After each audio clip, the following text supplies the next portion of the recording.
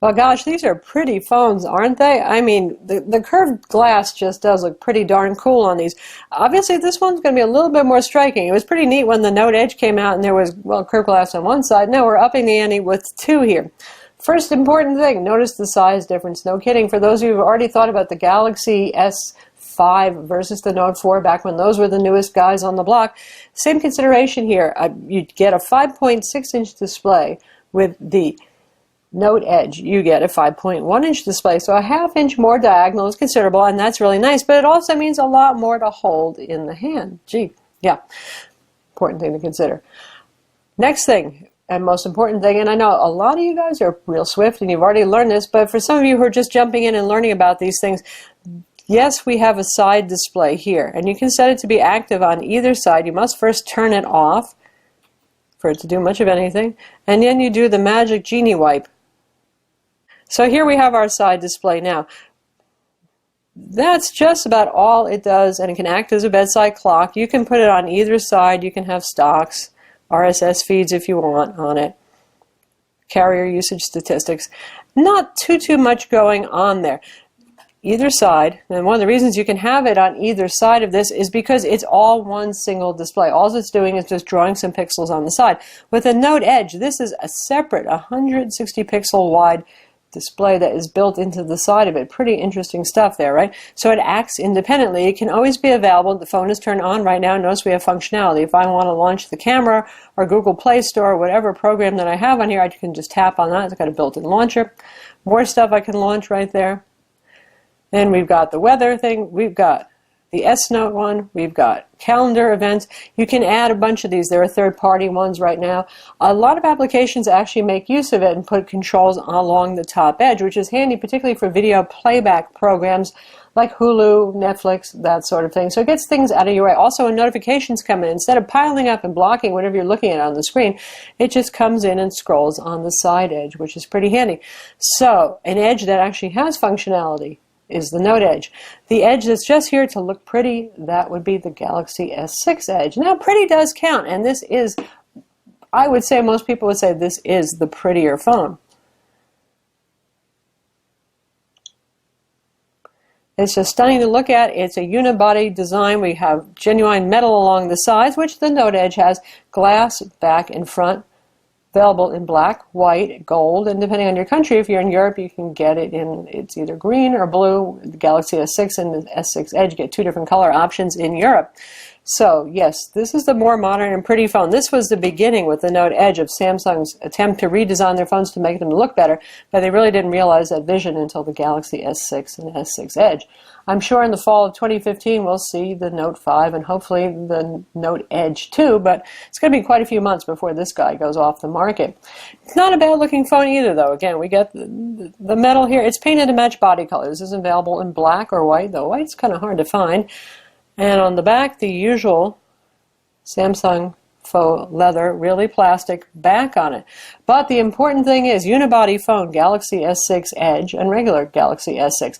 Battery sealed inside. There is no micro SD card slot. This is Samsung at their old best, shall we say. You can peel this off. There's your removable battery, 3,000 milliamps. There's our micro SD card. So the Note Edge is available with 32 gigs of storage, that's it. With our Galaxy S6 Edge, you can get it with 32, 64, 128 gigs. Now, each increment will cost you $100 more, and Samsung really had to give you those options since there is no expandable storage. Not a problem with the Note Edge, obviously. And while we're speaking of batteries, sure, the Note Edge has the bigger battery. It's a 3,000 milliamp battery. If you went for the Note 4, the non-edgy version, that's 3220 milliamps. And our Galaxy S6 Edge has a 2600 milliamp battery. The regular Galaxy S6 has a 2550 milliamp battery. But 500 milliamps is going towards driving this much bigger display here too. So it used to be the Note family was the Energizer Bunny that just would not die. With the Note 4 and the Note 4 Edge, not so much. They're all-day phones, really not a problem to get all-day use out of them, but no more than that. So I wouldn't say that your battery life is going to be wildly better if you get the Note Edge. And while we're looking at the front here, we have a mechanical, physical, moves, clicks, home button on both of these phones. But one important difference here is with the new Galaxy S6 and S6 Edge, what Samsung did is use a Apple-style rest your finger on its sensor. With the Note Edge, it had the old-fashioned, just like the Galaxy S5, swipe your finger across, which is a lot like what we see on some PC notebooks that have security, biometric security built in.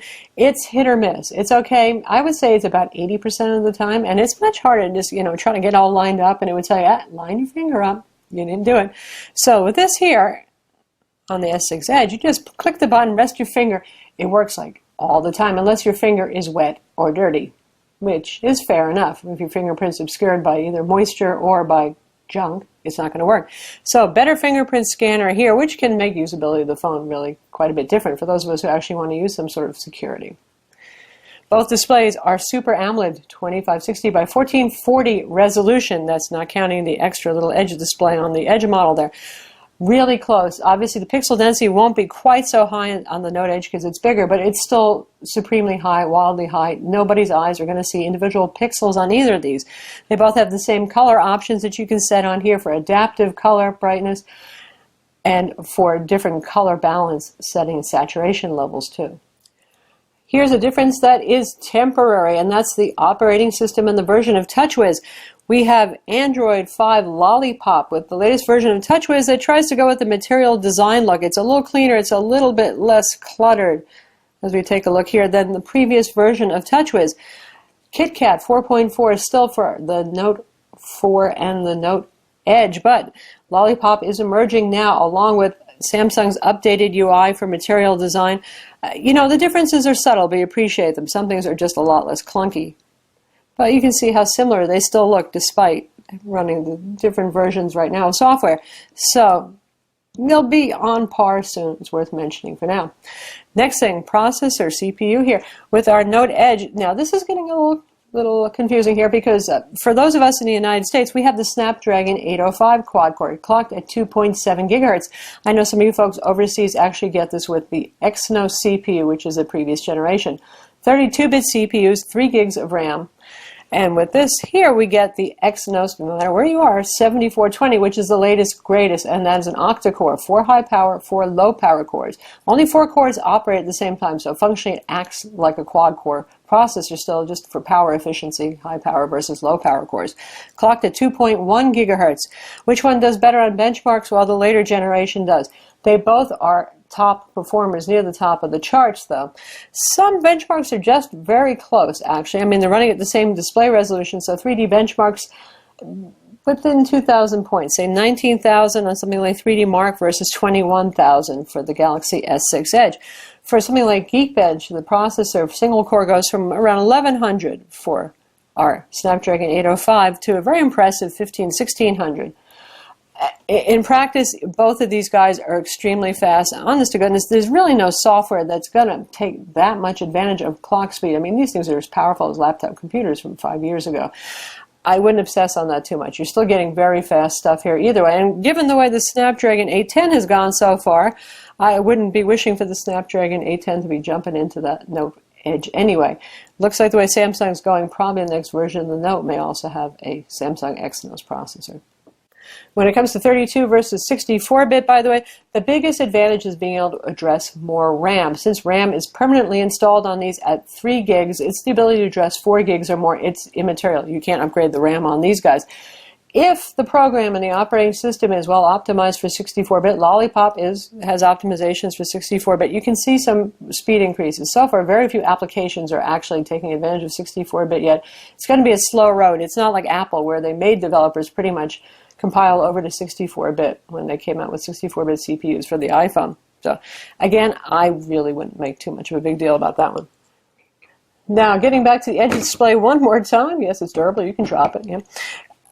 This has something like what you would call palm detection software on a touchscreen laptop. It pretty much ignores. You can squeeze it, you can hold it. In fact, I like wrapping my fingers around it because I don't drop it, and the glass is more grippy than the teeny, skinny metal edges here.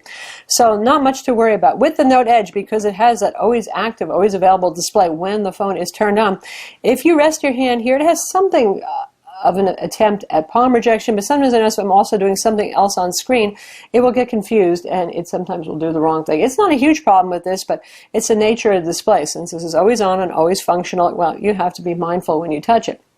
Also, if you're left-handed, which I am, I actually don't mind using it that way because I have pretty big hands, so I can just thumb through these guys and use them and tap on things and launch it. But most of you people are going to be holding it in the other hand, so you won't be touching these things very much.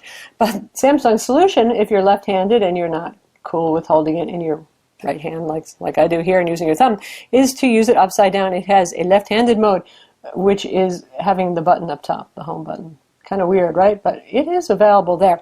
Obviously, especially because this doesn't have a whole lot of functionality, and you can put the edge display, which is only active when it's sleeping, on either side. This is an omni-handed phone. Keeping up with what obviously is working out to be a function versus form kind of thing, we have the Pocket Computer in all respects here. We got even an S Pen, right? 48 levels of pressure sensitivity. You got note taking, you got the quick launch, so you can do a variety of things here. You can take notes on the screen. You can annotate any screen you want. You can clip it. You can save it. You can do handwriting recognition. You can write formulas with this. You can draw and sketch with actual pressure sensitivity and palm rejection, so you can rest your hand on the screen, though that's not so much of an issue. The screen's not that big there. So you can actually do some impressive pocket artwork with this guy as well. Now, I still don't know. You know, Samsung says a good number of people actually use the S Pen, but they never give a figure. We don't really know. You have to take a pretty big survey, wouldn't you?